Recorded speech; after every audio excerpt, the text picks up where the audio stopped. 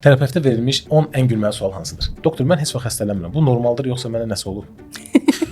Olur. Eşitmişəm bu sualı çox.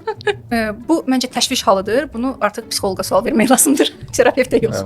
Əgər gündə 8 saat yatmaq lazımdırsa, mən həftə sonu 16 saat yatıb həftəlik normanı tamamlaya bilərəm. Əfsuslar olsun, yox. Vitaminləri bir dəfəyə çox yesəm, uzun müddət ehtiyatlı saxlayarmı? Bu sadəcə vitamin D-yə aiddir, qalanlardan yox. Uzun müddət qəbul eləsəz hipervitaminoz yarada bilərsiniz. Bu da avitaminoz qədər ağır bir prosesdir. Soyuq su içmək boğaza ziyandırsa, bəs niyə dondurma faydalıdır? Soyuq su içmək boğaza ziyan deyil. Sadəcə bu öyrəşmək istəyirsinizsə bunu yavaş-yavaş etmək lazımdır ki, xəstələnməyəsiniz. Siz özünüz həkimə gedirsiniz yoxsa deyirsiniz ki, mən özüm hər şeyi bilirəm?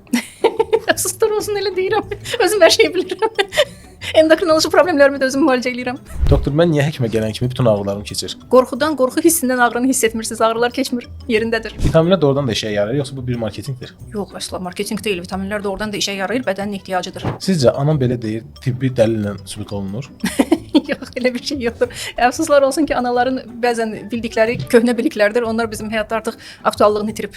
Öskürək siropu uşaqlar üçün şirin, böyüklər üçün niyə zəhərli olur? Bu məncə şampunlara da aiddir. Göz yandırmayan şampunlar varsa niyə böyüklərin həmişə yandırır? Həkimlər həqiqətən hər yeməkdən əvvəl və sonra əllərini yuyur. Əlbəttə, məncə gigiyena çox vacibdir. Niyə həkimlər həmişə stres etmə deyirlər, amma bunun öhdəsindən necə gəlməyi demirlər?